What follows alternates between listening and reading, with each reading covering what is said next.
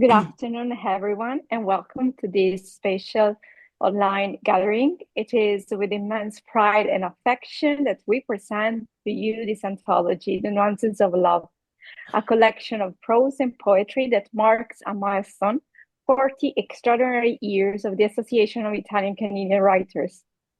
The AICW journey began in Vancouver in 1986. Born from the passionate vision of a dedicated group of writers who imagine a nurturing haven where the stories, your stories, could flourish. For 4 decades, the AICW have been exactly that, a vibrant path where creativity has taken root and a profound sense of belonging has grown. This anthology is a testament to the enduring power of storytelling. While our members have explored many spectrums of identity over the years, this collection delves into two universal and timeless themes, love and friendship. Within the pages of these anthologies, you will encounter the voices of immigrants, their children, and their grandchildren. You will hear stories of love, born over shared meals and tradition, and friendship that unite us across generations and cultures. Each piece serves as a window into the very soul of a community that has blossomed in the fertile ground of two cultures, and we are going to listen to some of them today. On behalf of the association and alongside my fellow co-editors Jana Juele Codilli and Christine Sanzalone, I want to extend our heartfelt gratitude to all the contributors and supporters who made this possible. Your commitment ensures that AICW literary legacy will continue to resonate and inspire for generations to come. Thank you for being here to celebrate 40 years of passion, culture, and community. Let's get it started. Thank you, Maria Pia. So our first reader today is Anthony Portulese, but I don't see Anthony here. Anthony, are you here? No. Okay. So we will move on to our second reader, Licia Canton. And then if Anthony joins us later, we will come back to Anthony. 1 second. So Licia Canton is the author of The Pink House and Other Stories and Almond Wine and Fertility. She is director of the documentary film Creative Spaces, Queer and Italian Canadian, and co-founder of Accenti magazine. She was president of the Association of Italian Canadian Writers from 2010 to 2014, and then again from 2021 to 2022. For her work in culture, she received the Italy in the World Prize. She holds a PhD from Université de Montréal. Please welcome Licia. Thank you very much, Christine and Diana and Maria Pia, and congratulations to all the contributors. I have a very short poem in dialect and in Italian, so given the 5 minutes, I will read both. Apologies to those of you who understand both. The title is E a beatosa. E a beatosa no ghesepi, e a senda via per sempre. E a ghetto vista passare ti? Una volta tanti anni fa e asenda via distante, ma se torna ogni tanto, de tanto in tanto. Stavolta è a beatosa e asenda via per sempre. No, non te a vedere pi. Piansi finché te vo e a beatosa non torna pi. E asenda via distante, massa distante. E a casa qua so gente che vo è ben. E a asa qua una vita piena, piena di lavoro e di amore. E asa qua gente che vorrà sempre ben. E a beatosa se andà via per sempre. Sì, dai, stavolta non torna più. Ma è asa qua un mondo de ben. E asa qua so gente che farà quello che hanno avuto tempo di fare. E a beatosa se andà via distante, massa distante per tornare in drio. E la prima volta che asenda via, e a beatosa se torna una bea femmina. Stavolta è asenda via una bea signora, una gentil donna. E asa qua una vita piena de ben. E a beatosa non pi e asenda via per sempre, distante. E a ghetto vista passare ti? La bella ragazza. La bella ragazza non c'è più. È andata via per sempre. L'hai vista passare tu? Una volta, tanti anni fa, è andata via lontano, ma è tornata ogni tanto, di tanto in tanto. Questa volta la bella ragazza è andata via per sempre. Non la vedrai più. Piangi finché vuoi, la bella ragazza non torna più. È andata via lontano, troppo lontano. Ha lasciato qui la sua gente che le vuole bene. Lascia una vita piena, piena di lavoro e di amore. Lascia qui gente che le vorrà sempre bene. La bella ragazza è andata via per sempre. Sì, dai, questa volta non torna più. Ma lascia qui un mondo di bene. Lascia qui la sua gente che farà quello che lei non ha avuto tempo di fare. La bella ragazza è andata via lontano, troppo lontano per tornare. La prima volta che è andata via, la bella ragazza è tornata una bella donna. Questa volta se n'è andata una bella signora, una gentildonna. Lascia una vita piena di bene. La bella ragazza non c'è più, è andata via per sempre, lontano. L'hai vista passare tu? Thank you very much.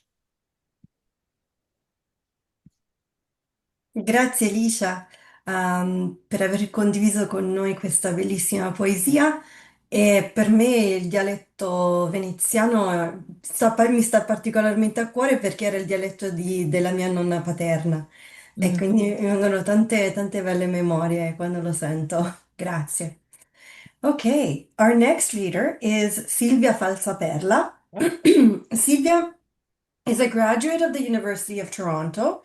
She has published poetry and prose in Canadian and American literary journals and anthologies. She has been a winner of literary contests in Canada, um, read her work in international literary conferences, and her poems have been translated into Italian, Spanish, and Japanese.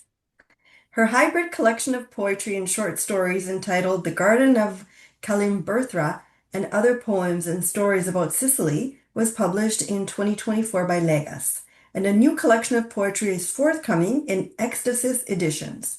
She loves dogs to travel and ride her bike. Welcome, Silvia. Yes, can everyone hear me? Yes. Okay. All right. Good afternoon, everyone. The nuances of love, types of love. The ancient Greeks highlighted 7 different types of love. 7 types of love. Storge is one of them, which is maternal or parental love for one's child. My 2 poems are dedicated and inspired by my son, James. The first one of when he is an adult and a travel companion, the other when he is a little boy in the beaches of coastal Tuscany.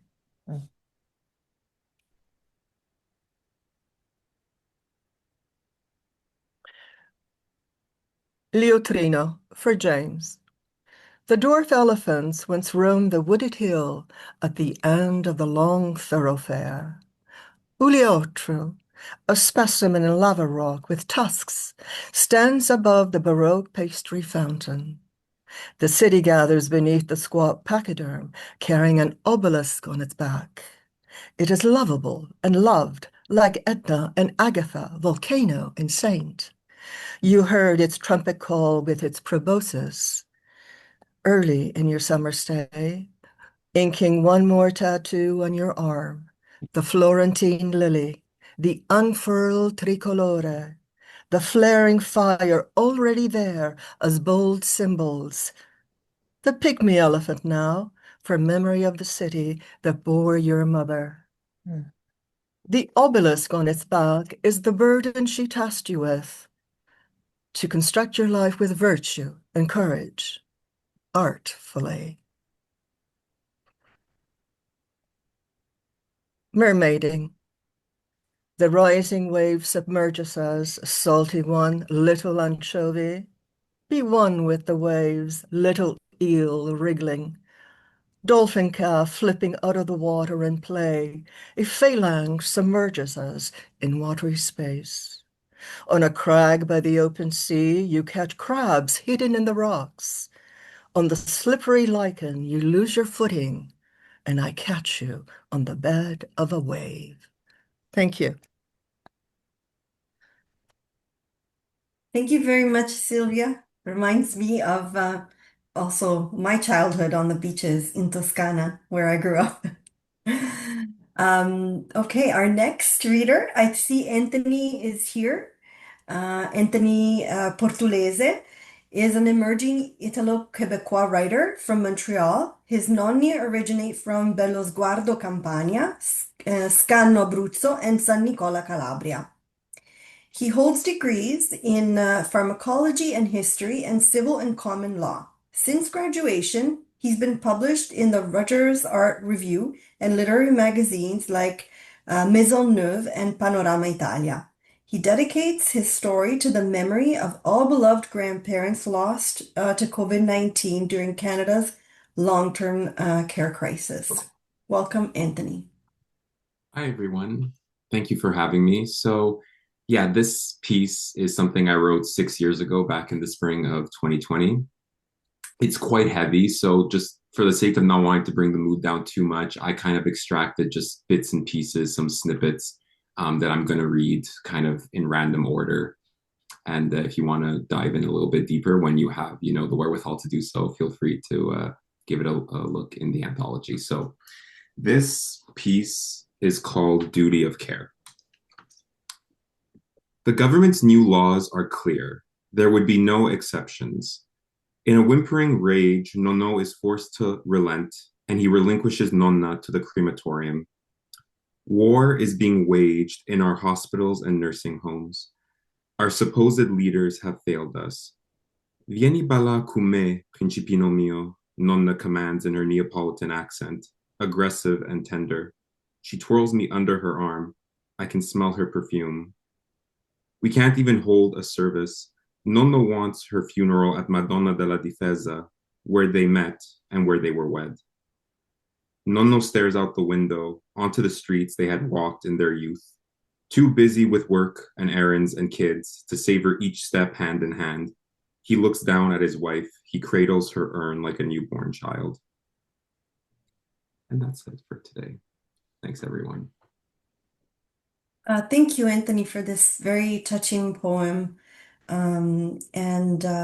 It certainly touches us all because we all have, relatives that are in need of care. So thank you very much. Our next reader today is Nicole Heldupus. Nicole is a writer from Toronto who lives in St. John's, Newfoundland and Labrador. Her first book, Tiny Ruins, was shortlisted for 4 Saskatchewan Book Awards and the Bristani Literary Prize. The novel she wrote for her MA thesis at Memorial University received the 2024-2025 Department of English Award for Thesis Excellence. She's currently a PhD student at Memorial University, a creative writing instructor at the College of the Northern Atlantic, and a managing editor of Paragon Press.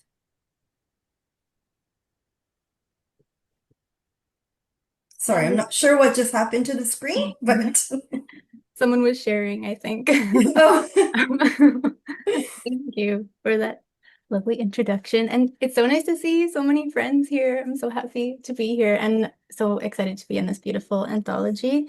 Thank you so much to the editors, Maria Pia and Christine and Diana. I'm going to read a small excerpt from my flash fiction piece that's in here. It's called Two Eyes Shining. Tony walked into the first floor bedroom and saw 2 dimes on the floor near the doorframe. She panicked for a moment, wondering if the coins were a sign of ghosts, her dead loved ones sending a message. She left the dimes on the floor and stripped the bed, threw everything into a pile to the right of the dimes. She carried the pile of bedclothes down to the basement, stuffed them into the washer, and started the load. She walked up to the second floor, to the second dirty room, and opened the door. 2 dimes sat on the floor a few feet in. She blinked and tried to remain calm, touched her palms to her thighs, and took 2 deep breaths. Perhaps both guests had 2 extra dimes that fell out of their pockets, both near the door. Tony did not look at the dimes again, stripped the bedclothes, tossing the sheets into a pile close to the bathroom door, away from where the silver pieces sat, then gathered up all the linens in her arms, giving the dimes a wide berth. She scurried up the stairs to the third floor. Tony walked back down to the first floor room after the sun went down. She intended to pick up the coins. This was the last thing left to do in each room before they were clean, ready for new guests. She kept her eyes low through the second floor. She opened the door and switched on the light, quickly scanned the room, which was still empty. She looked down at the coins, 2 eyes shining up at her, each piece heads up. She turned off the light and ran back upstairs. Thank you. Thank you very much, Nicole. Our next reader is Carmelo Militano. Carmelo was born in the village of Cosoleto, Reggio Calabria, Italy. He is the author of 3 poetry collections: Morning After You, The Stonemason's Notebook, Archeologia Eros, and 5 books of prose: The Fate of Olives, Sebastiano's Vine, Lost Area, Catching Desire, and The Patina of Melancholy. Militano is the winner of the 2004 F.G. Brestani Award for Poetry. All his prose works have been shortlisted for various literary awards. He lives in Winnipeg. Welcome, Carmelo. Thank you. Before I start, I'd like to thank all the organizers of the Zoom. Of course, thank the editors for this Herculean effort. Having edited a few things in my life, I realize what a massive task this is, and someone should give you guys some awards for editing or something. But in any event, I shall read a longish poem from the Nuances of Love. I was toying with I should read the short story, but I thought I timed myself; it was too long. Here we go. My mother's house beside the Chiesa di San Sebastiano. You climb the old stone steps to the second floor. Give the door a shove and enter. Hear the sudden hurry and scratch of mice. Note an empty gray swallow's nest in the corner. The only thing left, carefully built. Peeled paint on the ceiling. Sink stained with rust from the balcony. You can still look towards the distant blue mountains. See the village of Santa Cristiana. Spilled like salt on the mountainside, under a thin, whimsical cloud, shaped like a long white scarf, tossed over the shoulder one cold, early winter morning in Rome. Downstairs, a bicycle frame, chain, dented, rusty fender, mud on the kitchen walls, smashed empty picture frame on the floor. The chaos of indifference is everywhere. 40 years ago, I stepped into this same room. It was like entering the symbolic painting called The Allegory of the Return. Grandfather smiled his sly, toothless grin. Grandmother's hand touched my cheek, proof that I was not an apparition. Silver white light poured into the room, through the half-open wooden door like a revelation. My mother, my grandmother, there, kissed me cheek to cheek, under dried garlands of pepper and garlic. Tomato sauce, jars on the shelf, above the rusted belted wine barrels, sickle, axe, hoe, the handles weren't smooth with the use of them on the wall. I stand here now as if it never happened, as if my mother never boarded a ship to Canada and remained sad for the rest of her life, as if her father never rejected her teacher's plea, her ability to make errorless Latin conjugations irrelevant to him, as if my grandmother never bought me coffee, mixed with a whipped egg and sugar, always laughed when I asked her to stop each morning. Instead, she feared night, heard the whispers of the departed in the wind and rain, conjured up cigarettes for me, left on the table every night. Time is the other magician. Wears a light brown dress, food-stained white apron, stands beside the gas stove stirring a pot, always turns, sometimes smiles, waves a wooden spoon. Now you see, now you don't. Uses the green mold on the ancient stained wall to measure the days. That's it. Thank you. Well, okay. Thank you, Carmelo. Thank you. A very touching poem. We will move on to our next speaker, Rosanna Michelotta Battigelli, a fellow Sudburian, was born in Calabria. Her novel La Brigantessa garnered a 2019 Gold Ippy Award for historical fiction. Pigeon Soup and Other Stories was a finalist in the 2021 American Book Fest Best Book Awards and the 2022 International Book Awards. Welcome, Rosanna. Thank you. Thank you so much, Christine. This reading is an excerpt from my story, Nutella, Worth Its Weight in Gold. Shopping with my mother was not always what I would call therapeutic. If anything, I felt I would greatly benefit from therapy after a few hours of shopping with her. Don't get me wrong, I loved Ma, but sometimes she could be a bit too much. Despite being small in stature, she took up a big part of my life, even more so after Dad passed. Not that I minded most of the time. Case in point, we often cooked together. First, because I knew she was lonely, and second, I was determined that she pass on to me every Calabrian dish she had learned from her mother. If we were not cooking together, we'd often be watching cooking shows, sitting side by side in the matching poltrone. I blame Ma for getting me hooked on Iron Chef America. There was one episode where eels were the featured item, and Ma's eyes lit up. She recounted how they used to enjoy them back in the old country, and she laughed when I cringed, declaring that I could never eat such a snake-like creature. And then there were the comedy shows. They brought laughter into her life and mine, and our grief over the loss of Dad was assuaged for a while. The Golden Girls, Everybody Loves Raymond, and even the older ones like Bewitched.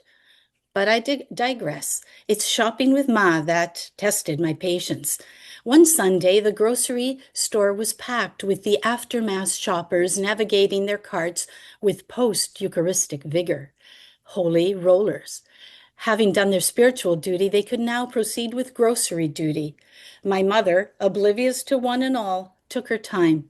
I expended a considerable amount of energy helping her guide her cart around to avoid collisions as she fished out the biggest watermelon from the bin, chose the best bunches of rapini, and loaded up with olive oil and passata on sale, and generally anything that she felt needed replenishing in her cupboards, basement kitchen, and in her cantina. I knew that if a world crisis occurred, I could flee to Ma's place. We'd have everything we needed for months. Afterwards, Ma and I went shopping for gifts for some relatives in Italy. First, we went to a department store where she occasionally bought gold when it was half a price. There were no specials on, but she looked through a number of bracelets and chains, earrings, and pendants. How much is? She asked over and over in her faltering English. Ma then pointed to the crucifixes. One had a tiny body of Jesus on a simple cross, and two were so thin they looked like crisscross nails. I'd take that one for my nephew, my mother said, choosing the former, and then decided on a thicker one for his wife. Now, something for the children. Ma's eyes lit up when she spotted yet another crucifix. Again, a satisfied nod. 3 down, 1 more to go, I thought, checking the time. With any luck, I'd be home in time for a late lunch. The delay came when she tried to decide on earrings for her 16-year-old great-niece. I no like, she declared when I made several suggestions. Exasperated, I said, Ma, you're 78 years old, and you're trying to buy earrings for a 16-year-old. Trust me, she's going to like these. I pointed to a pair that consisted of various sized intertwining loops. I don't know, she murmured. They no shine like 14-karat gold.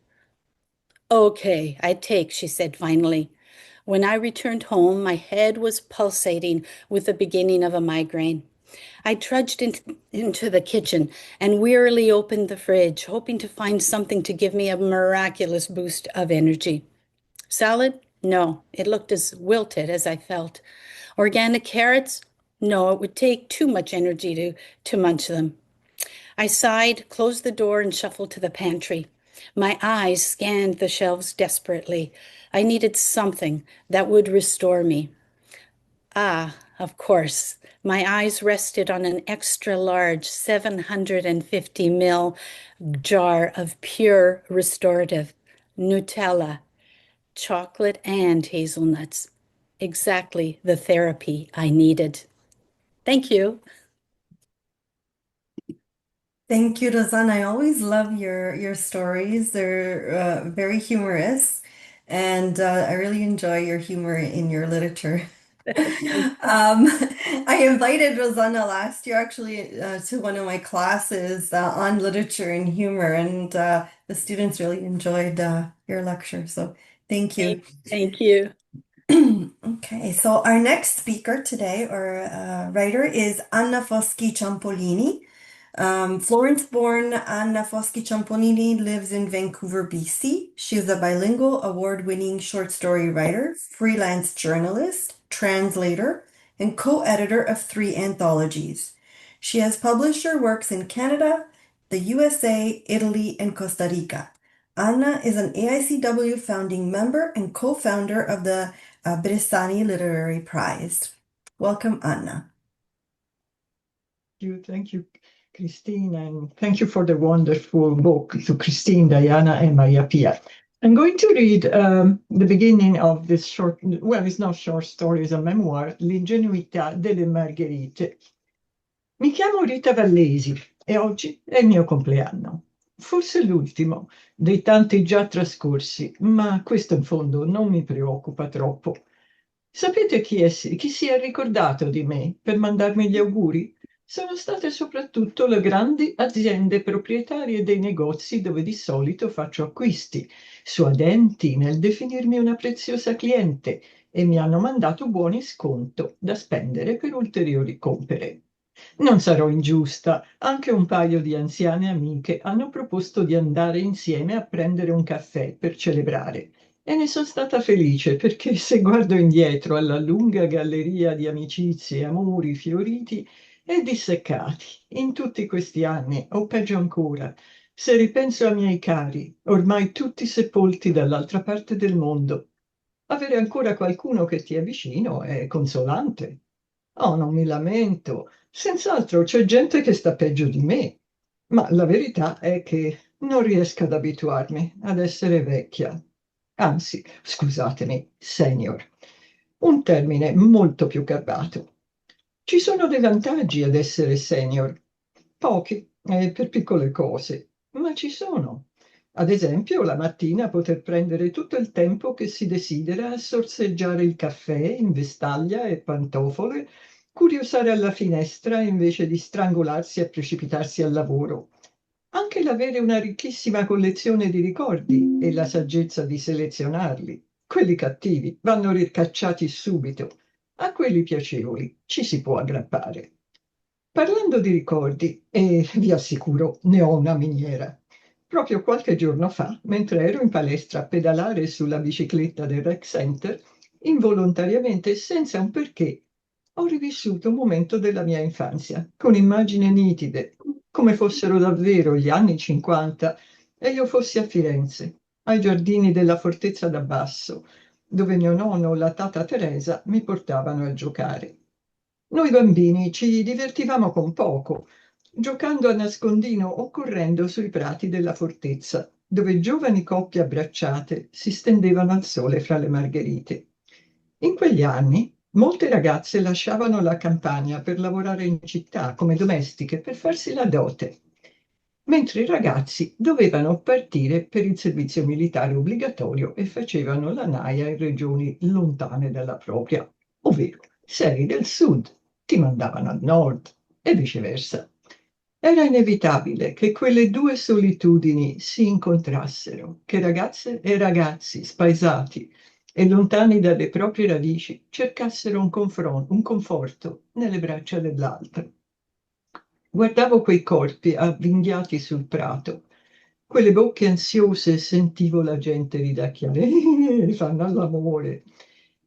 Non ne capivo molto, ma pensavo che il mondo era pieno di amore.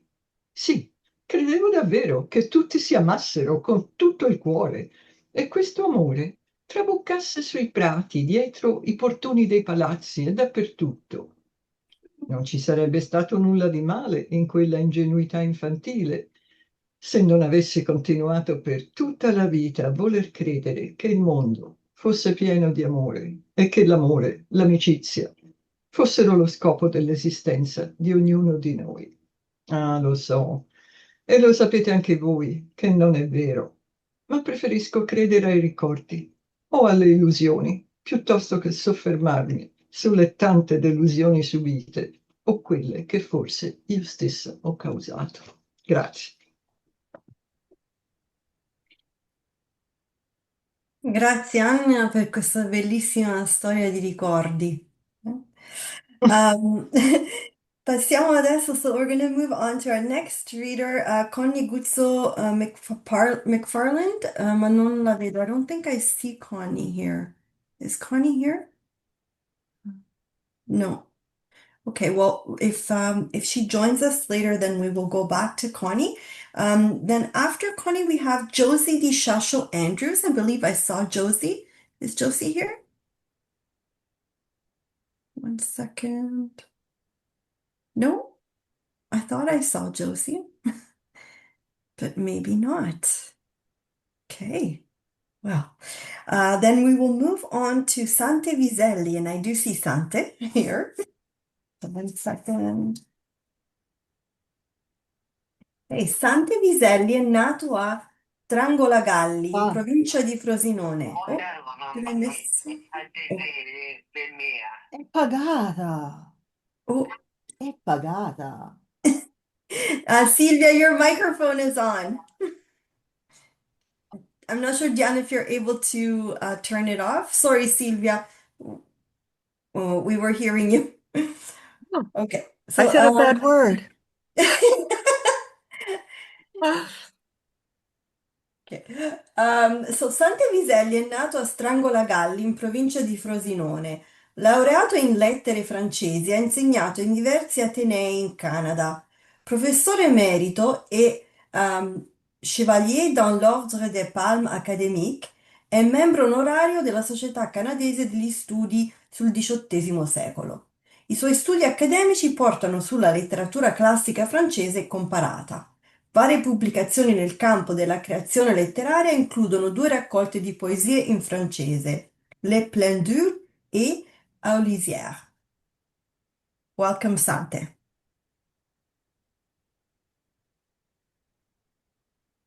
Non ti sentiamo. You have to turn on your speaker.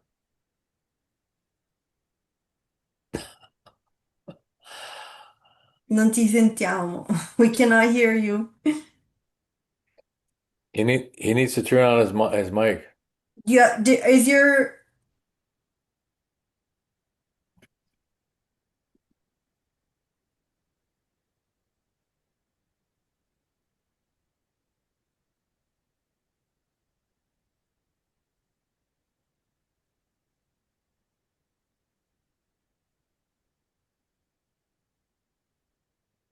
Maybe while you are trying to figure that out, maybe we'll move on to our next speaker, so you have 5 minutes to try to work that out. So we will move on to Josephine Loret. Second. Okay, Josephine Loret is a first-generation Canadian writer of Italian descent. Her poetry has been published in 15 countries and 5 languages. She has 3 collections: Unity, the Calgary Herald, bestseller, the Cowichan series, and Alberta bestseller, In My Father's House. Josephine has been nominated for the 2025 Pushcart Poetry Prize. Welcome, Josephine. Thank you very much. And can you hear me okay? Sí.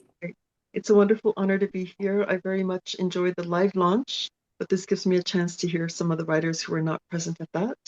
I'll start with Mother's Hands, and there's one word in there which might not be familiar to everybody. It's pipina, and it's how we say godmother in Sicilian. Mamma's hands rolling dough to make cujaregge, Sicilian Christmas cookies filled with mandarins and figs, almonds, raisins, espresso. Nanna's hands, rosary beads slipping one by one, her nighttime litany. Mamma's hands, dirt brown as she plants seedlings, snips stragglers so the vine will grow strong. Pipina's hands flipping through the pages she gifts me, fostering this wonder of words. Mama's hands never at rest, plums to jam, red peppers to barbecue and peel. Nana's hands knitting needles, clicking a code of wisdom older than language. Mama's hands twisting wet laundry before passing it through a hand-spun wringer. Nana's hands using a stegnatore, a broomstick rolling pin, to create paper-thin sheets of tagliatelle and lasagne. My mother-in-law's hands stuffing a turkey with the magic of sage and butter, apple and bread. Mama's hands bathing my babies, soaping their skins slippery soft. Pepina's hands, a quiet lap, a turquoise apartment, as she listened to me read aloud my very first poems. My daughter telling her friends about my hands. What collection of memories, I wonder, will these hands hold for her? And if I could share a second poem, it's called Garden Tea, and it's in Italian. Raccoglio foglie diverse del giardino, tè, poesia, acqua bollente, consolida per confortarmi, ortica per guarirmi, alloro per consolarmi, menta per risvegliarmi, chai per trasportarmi ai luoghi lontani, mia bocca piena di nomi esotici, Darjeeling, oolong, rooibos, profumo di lavanda, profumo di bergamotto. Dalle terrazze di Birmania alla terra del fulmine e poi camomilla, che apre la porta sul mio passato e mi trasloca alla Sicilia, alla terrazza della mia mamma, della sua mamma, della sua mamma. Una tazza di poesia, una tazza di tè. Thank you very much. And grazie, Josephine. I love the way your poems are always connected to Sicily, you know? And I love the rhythm of your poems because it's so soothing when I hear you read them. So thank you. Okay, our next reader for today, or writer, is Delia Petrucci de Santis. Is Delia here? Yes, Delia is here. Okay. So Delia, I'm here, but I don't know. I can't find how to put my camera on. Okay. So, Do you want to just read after I introduce you? Is that okay? I can. Okay, very good. So Delia Petrucci de Santis' short stories have been widely published in literary magazine and anthologies. Some of her work was translated into Italian. She has been an executive member of the Association of Italian Canadian Writers for many years. So welcome, Delia. Thank you. And congratulations to all the other readers. Beautiful readings. I'm going to read a flash fiction. The title is How Many Children Did Mama Have? She holds the boy by the hand. Sometimes she forgets he's there, walking beside her. But when she remembers, she's glad she's not alone. Looking down at his bare legs, Angel worries, but she's thankful he doesn't touch his wounds. It could bring infection. She doesn't know where they're going, but they're almost there. She knows by the smells that some cities have, industrial odors, factories. She had lived in a city until the man she married took her to his village. She shakes the boy's arm, wants him to know they'll be all right where they're going. There will be lots of food and water, medications for his wounds. They're almost there. They can hear the clatter of traffic, church bells ringing. They take longer steps, anxious to arrive. She has an urge to sing, but instead she hears herself speak. How many children did Mama have? Right away she feels bad. She knows she shouldn't have asked. The question brings him pain. But there's something in her that makes her want to hear his answer over and over again. It comes from a gnawing deep inside of her. He looks up at her, but makes no sound. His little mouth is parched from so long without water. Lifting his arm, he opens 4 fingers. 4. It must be so, she thinks. He has been giving her the same number all along. His eyes are now tiny round pools, and she feels sorrow for his tears. She's not able to feel grief. Stretches of her memory have flown away from her mind. She knows that from the things he has told her. She remembers she had a husband, but not what he looked like, and there are no children in the memory of her past. With her man, she had been happy. She knows this by the suppleness of her body, the roundness of her belly, the gentle way she holds the boy's hand. The village had been a pleasant place to live, but how could she have stayed? The dragon of water and wind had drowned homes and land. There was nothing left, not even the dead to bury. The ocean had laid them all to rest. She remembers waking up on muddy ground, the boy wrapped around her tight. Mama, he had murmured, the evil from the ocean is all gone. Angel had looked at his sad little face and scraped mud from his cheeks. He had called her Mama. She had known then she had to find a way to raise herself from the ground and pull the little boy up. Together, they would find a way to keep going. Thank you. Thank you, Delia, for sharing this very tragic and emotional story with us. Our next reader is Giusy Cesari. Maria Giuseppina Cesari lavora come traduttrice alla Corte di Cassazione e docente a contratto presso la UNINT di Roma.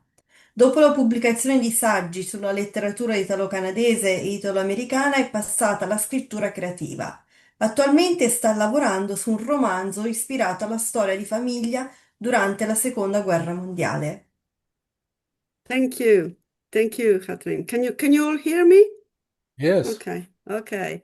Thank you, and thank you to Diana, Christine, and Maria Pia. And thank you for this occasion, for those of us who couldn't come to Toronto. So we are all gathered here tonight. So the title of my story is Chi trova un amico trova un tesoro, who finds a friend's friend a treasure, and the story is set during the open ceremony of the judicial year at the Supreme Court in Rome, which is a perfect timing because it was yesterday, actually. The ceremony is very formal, and judges are asked to parade in scarlet and ermine robes. So a robe is una toga in Italian, and parade is sfilare. So the protagonist of my story, the judge Antonio Pariello, is asked last minute to parade, but he hasn't got a robe. So my excerpt today is about Antonio going around the Supreme Court desperate. He can't find his own robe, and he asks his colleagues if he can borrow one, but nobody helps him. And here he comes with Judge Antonio Pariello. Raggiunto il suo studio al secondo piano, vi trova sull'uscio il consigliere Luciano Frivoli, suo amico nemico da oltre 30 anni, che lo sta aspettando. Ehi là, Antonio, sei pronto per domani? Sfili anche tu quest'anno? Esordisce il perfido Frivoli. Ti serve qualche consiglio da veterano della sfilata come me? Certo che sfilo, sono proprio in prima fila, ribatte stizzito il Pariello. Ecco qui la mia toga, bella e pronta. E per chiudere la bocca al collega si gira e apre il vecchio armadio di noce traballante adunanta dietro la scrivania. Ma dov'è la mia toga di ermellino? L'hai presa tu, Lucia? È uno scherzo? Ma che dici, Antò? Non ne so niente, risponde il Frivoli, che se la fila di corsa, con un sogghigno stampato in faccia. Il Pariello si precipita per le scale, fino al suo vecchio studio al quarto piano, di cui ha ancora le chiavi. e guarda nell'armadio. Niente. Poi corre di nuovo al secondo, incredulo e concitato, passando in rassegna tutti i colleghi del corridoio. Colletti, hai visto la mia toga? Ma no, Pariello, che dici? Marziali, hai per caso preso in prestito la mia toga? Ma figurati, che vuoi che ne sappia io della tua toga? Fiasconi, dimmi la verità, sei stato tu. Sei impazzito. Io non ne so niente, nega il fiascone e aggiunge. Inutile che cerchi la tua toga di ermellino. Se non la usi da tempo, è stata riassegnata dalla corte a qualcuno che ha sfilato negli anni scorsi. Vatte la pesca dove è andata a finire. Quindi la mia è scomparsa. Ne hai una da prestarmi, fiasconi? Chiede affannato Pariello. Certo che no, ne ho solo una. Mentre Pariello esce, lo sente dire al collette. E se anche ce l'avessi una toga in più, figurati se la darai a quello lì. Distrutto dalle parole del Fiasconi, vede arrivare nel corridoio un suo collega di vecchia data, tale Giuseppe Battaglia. Peppì, buongiorno. Puoi prestarmi la tua toga di ermellino, visto che quest'anno non sfili? Assolutamente no, Antò. Lo sai che io ne ho una personale fatta su misura dal mio sarto. Non uso quella della corte. And now, if you want to find out if poor Antonio Parello finds his robe, you have to read my short story. Thank you. Grazie Giusy, mi piace tantissimo il tuo genere di giallo umoristico, eh? Sì, Giallo umoristico, perfetto Cristina, proprio perfetto come definizione. Sei grande. sì, mi piace tantissimo. Okay, next reader is Gilda Morina Siversen. Oh, abbiamo un eco. We have a. Okay. Oh, I think it's Sante. You have to turn one of your mics. Oh, perfect. Okay. Gilda Morina Siversen, author, poet, artist, educator, and speaker, was born and raised in a large Italian-American family in Syracuse, New York. She is the author of the full-length poetry book, Facing the Dragon, and the chapbook, In This Dream, Everything Remains Inside. Her heritage was the impetus for her first memoir, My Father's Daughter, From Rome to Sicily. Welcome, Gilda. Thank you. Thank you so much. Can you hear me? Yes. Yeah. Okay, good. Thank you. I am so grateful to be here. I always love seeing my Canadian friends. Some of you I know, some of you I haven't met yet, but it's always a gift to be involved with anything that you do. So thank you. I'm going to read one of my two poems from the Nuances of Love, and I'm going to read the one that Stairways, Doors, and Immigrants. The neighborhood is empty. Immigrants and homeless look for places to stay. A beaten up white and gray stairway leads to Nonna's front door. Never were stairs there before, only a pathway down the porch to an entryway, passing through an unlocked door. My grandmother's not around, nowhere to be found. I stick my head in another opening that leads to the basement, call, Nonna, Nonna. Below, something stirs. A young girl runs by, whirls. I call out, ask her name, and where Nonna might be. Noise rises, and I head downstairs in hopes to find my grandmother in the packed basement full of old belongings. The clawfoot table where my mother was birthed, bookcases of Italian trinkets, a red and yellow cartaretto, statues of saints, framed black and white photos of those left behind. There are shelves of kitchen utensils, knives and forks, extra large spoons for twirling spaghetti, sipping soup. The list goes on. Food, housed deeper in a narrow corridor, is stored in the black back cellar from where Nonna emerges, quickly moves along. I follow her footsteps up the cellar stairs to the young girl, an immigrant child my grandmother has taken in. It's the child that hangs near Nonna, busy preparing the basement for storage and safety. I point to the broken door my grandmother does not see as she quickly backs away from me and down the cellar stairs. I call after her. She does not answer. The young girl, grateful to have a home. I stand next to her by the broken door, wondering who to call and fix the old portal with parts no longer available. Thank you. Thank you, Gilda. It's interesting how it doesn't matter where we immigrate in the world, but we share the same experiences of our nonnas and their home country. So Yeah. thank you. Yeah, Thank I agree. Thank you. Thank you.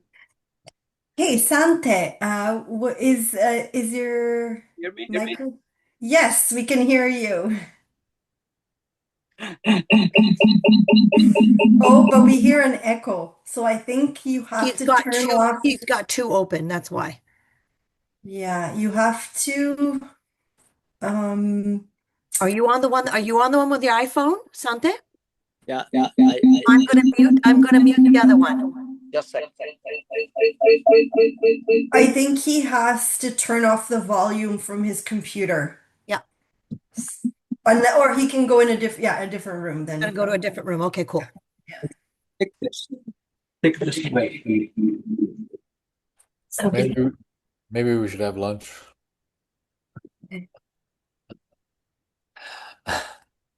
Dante, can you hear us? No, we can't hear him at all. I don't think it's gonna work. He's got to turn on his mic on his computer. It's turned off right now. Yeah. Okay.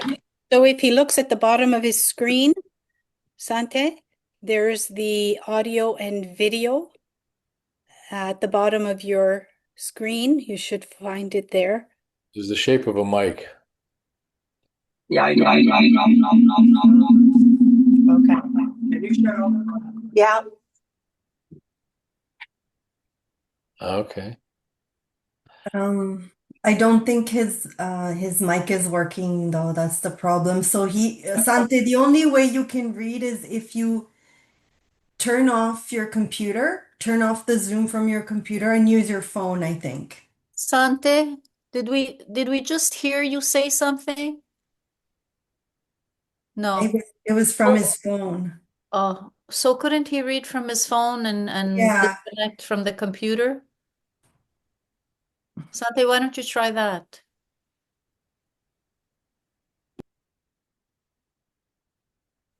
Yes.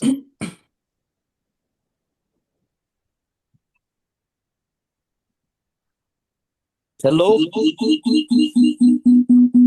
Dante, unfortunately, because the volume is on your computer, you can't have both on at the same time. And we can only hear your iPhone. So you're gonna have to turn the volume on your computer off. Or just turn off the computer. Okay. Yeah. Can you hear me? Yeah, we can hear Yes. you. Yeah. Yes. Okay. We're good. Okay, we're cooking. Yeah. Okay. It's already people not too technical. Yeah. Okay. Anyway, thank you very much. I'm really sorry about this inconvenience. You can see me, but that's okay. It's not. Let's see. What can I do here? No, nothing. Okay, just I'm going to read this poem. Thank you very much, by the way, to Christine, Diana, and Maria for this lovely book. And congratulations to all my colleagues. It's very beautiful to read all of you, and congratulations, very beautiful books. I will read this poem, which is dedicated to my grandchildren, Valentina and Pascal. And it's in French and Italian. So the poem is entitled Cette nuit encore. Cette nuit encore, faudra-t-il transcrire dans une simplité autre la langue pour retrouver l'aube qui épurée s'enfuit de sa tombe, retracer le manuscrit qui succombe sous l'élan de mon stylet plaintif, de ce cœur saoulé de sourire de mes magnifiques ensorceleurs. Cœur errant vers le Pacifique arrosé de flammes et de tendres griffes, la Nouvelle-Zélande, aux impénétrables nuages blancs. Les photos noyées dans les tiroirs négligés de ma solitude m'habillent les yeux d'inquiétude et de voyance. Le vain souvenir des blessures que ravive votre absence. Le narcissisme de ma poussière réchauffée à votre fontaine de jouvence se nourrissent de votre doux main du dur amour, du désir charmant de vous rejoindre, pur, léger, cette nuit enragée par un soupçon de plaisir, dans les brumes apaisantes de vos loisirs. Je vous offrirai des perles de pluie venues des pays. En sourdine languide, le poème raconte mes fantasmes, pendant que les larmes d'un nuage vagabond s'abandonnent lentement dans la paix de la prairie. Court le chemin de croix de mes arcs-en-ciel, le fiel de mes accros, les aigus échos de vos naïves comédie. E adesso passo a un brano in italiano per terminare. È sempre dedicato ai miei due cuori, come li chiamo. Fanciulli diletti, croci e gemme dei giorni miei, tornerete un dì a ritrovare i vostri affetti, gelosamente protetto in un quaderno di memorie e di poesie. Le praterie del Canada e le loro misteriose litanie, monotone e stanche come i nostri desideri, le nostre ostiche melancolie. Per sfuggire all'uggia del muto cinismo che mi acceca, oso scrivere i lemmi del mio prometeico doglio, rianimare sulle guglie minacciose del cuore che impedra perdono la violenza e le pene del mio rabbioso abbandono. Libero ribelle pirata che non sa più sfidare l'orizzonte, oso parlare, gridare, pregare e bestemmiare con orgoglio in quella lingua che asciuga le lacrime avvelenate da quel remoto scoglio, dove l'impetuoso, il dubbio, il misterioso e incostante Pacifico vi rapì ubbidienti ad un volo di superbi albatri, bianche come la vostra innocenza e grigi come le nubi del nostro mare. Sulla mia acida ragione, quanto lasciai alle mie spalle la mia mente e la mia gente. Sui ponti del destino tutto da inventare. Un paese in fiamme, cieli muti, un vecchio povero casolare. Questa notte di nuovo, nella dubbia oscurità dei pensieri miei, per non sbiadire i fogli sugli scogli senza rime dei miei tuoni luoghi, arrendo ai vostri sorrisi cristallini i miei confusi specchi, dopo aver ascoltato una volta ancora, nella quiete della notte che miete carezze e martiri, le vostre liete voci dipinti di luminosi colori, dei tenui germogli dei vostri ingenui sospiri. Grazie, scusate di nuovo. Grazie Sante di aver condiviso con noi questa poesia che esprime una sofferenza profonda. So we are now at the end of the list of speakers or readers that have expressed an interest in reading today, but I do see here that we have other contributors to the anthology present, and I'm not sure if they would like to also read a small excerpt of their work that was published in the anthology. I see, for example, Elio is here, Cristina, Anna, and Eufemia.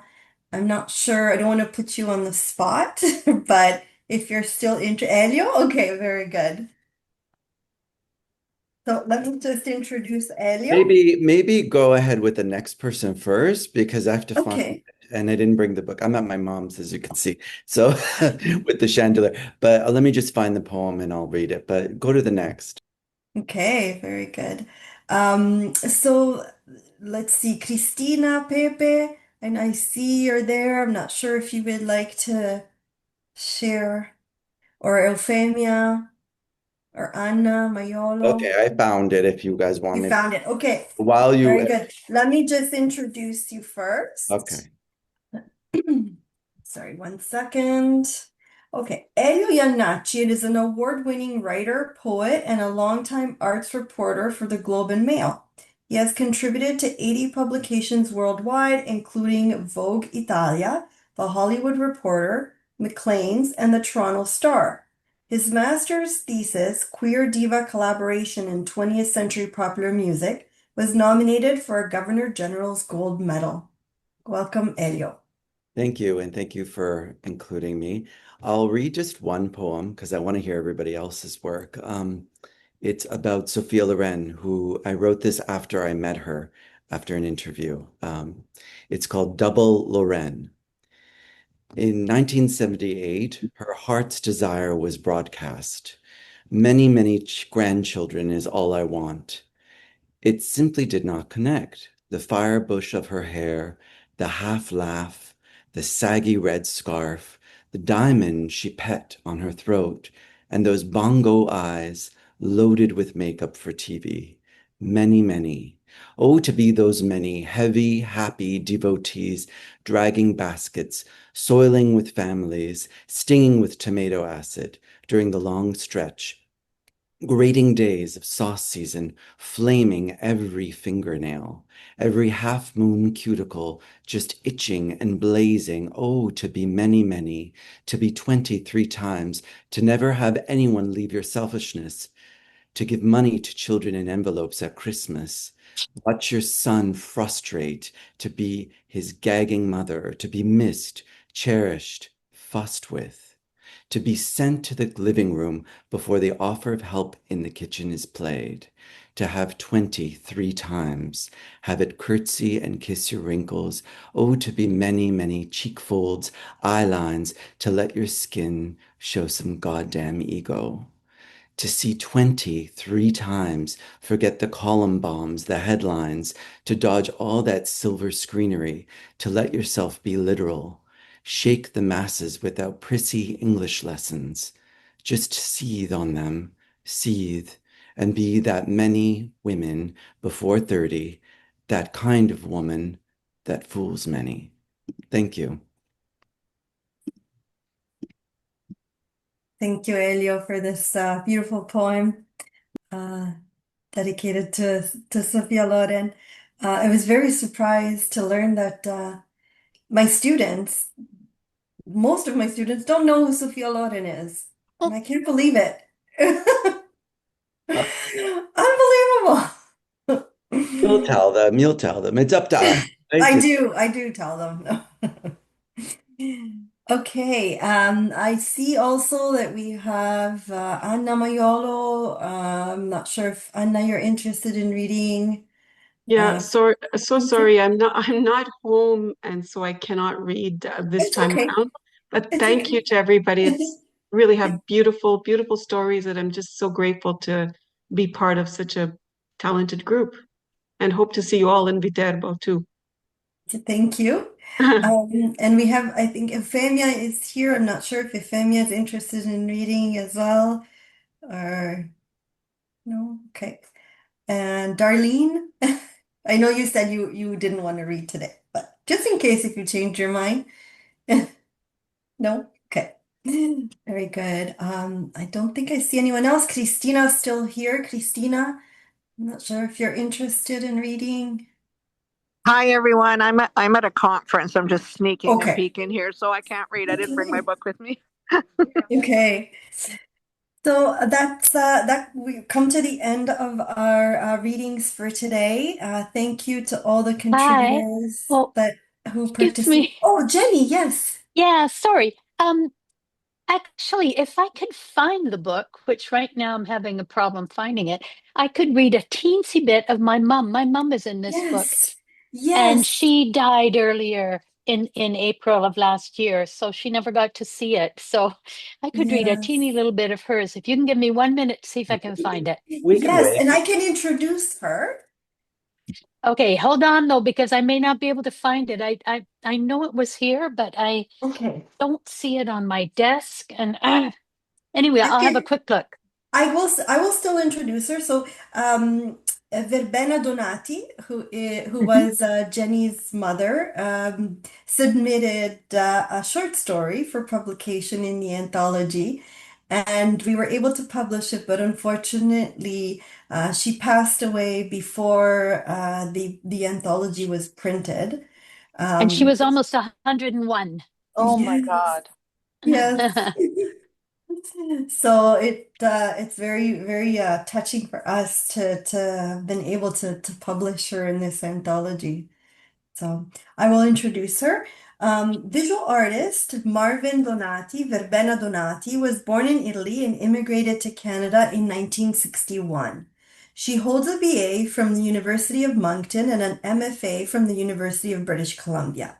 In various series of acrylic on canvas, Donati's work employs the female body to explore limits imposed by custom and tradition, as well as the impact of self-censoring and self-deception.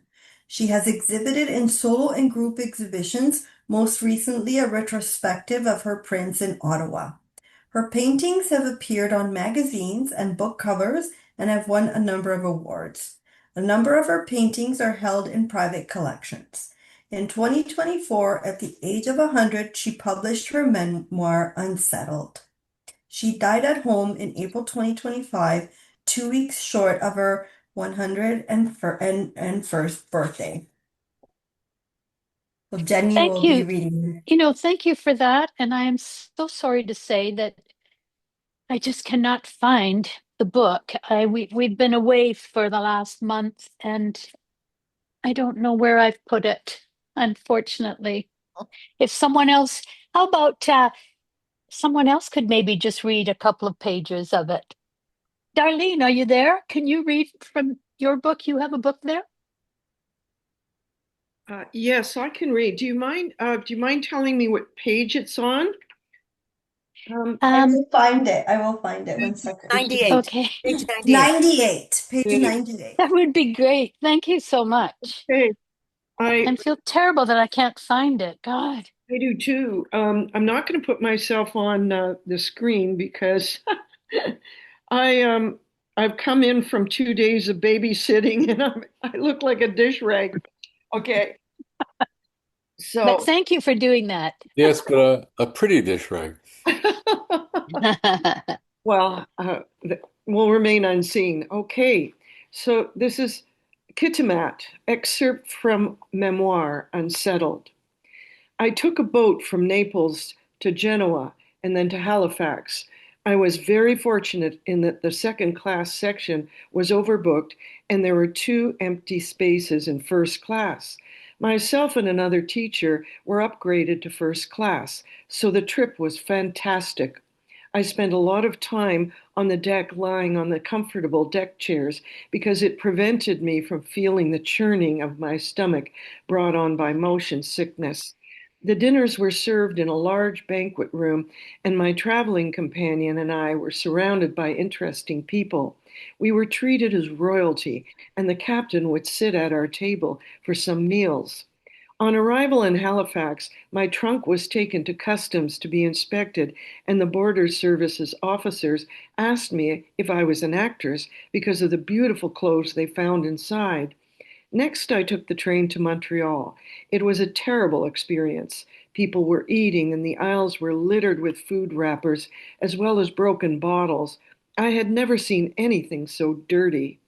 They should have been taught to respect public property.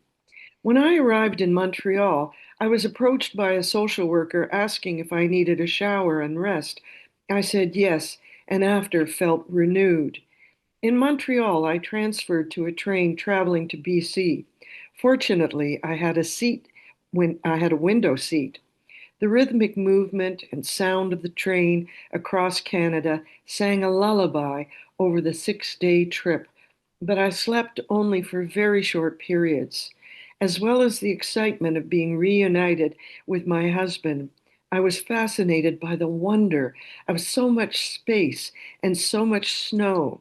Snow, snow and more snow. Now and then, little colored roofs would appear among this immense white, miles and miles of land, dotted by little dull houses. I was accustomed to Italy, where there was little empty space between cities. It was dawn when finally the rumble of the train made me close my eyes and go to sleep. I'll stop there. You know, Canada has not changed. I did that train ride in the summer, and it was prairie, prairie, and more prairie and dust, and you went to sleep with dust gritting your teeth, and you woke up with dust in your teeth. This is white snow, but it communicates beautifully the vastness of Canada. Thank you, Jenny. Thank you so much, Darlene. And you know what? I've just found it finally. But thank you so much for that. Yeah. I thought Yes. it's a little celebration from my mom who's not here, but maybe, maybe she can hear it from who knows where. I'm sure she can. Yes. Yes. Thank you. Thank you very much again for to all the contributors and to all of those of you who joined us today to listen to the readings. I know we are a bit over time, but if we have any questions for the contributors, maybe we can have a couple of minutes of questions. I know there's been a lot of comments in the chat. Compliments to the contributors, so thank you. But if anyone else has questions or comments, Elio? I have one comment. I just want to say I didn't have a chance. Thank you to the editors. You guys are golden. You've created, they always say that books can do either one thing, they can divide or they can unite. And this particular book has really united us. You are exemplary in creating community. And I have to say, like, I've never seen anything like it in a lot of other, groups that I'm a part of around the world. This is extraordinary. What you're doing is creating a history for us, and you're allowing our voices to be heard and allowing talents to be really looked at in different ways. So I want to thank you all for, all of the contributors, but also especially the editors. I know it's not easy. We are difficult because we strive for excellence. So, no matter what others may say, this is an anthology that will go down in history, and you should be very proud. So thank you. Thank you so much, Elio. This was a shared effort.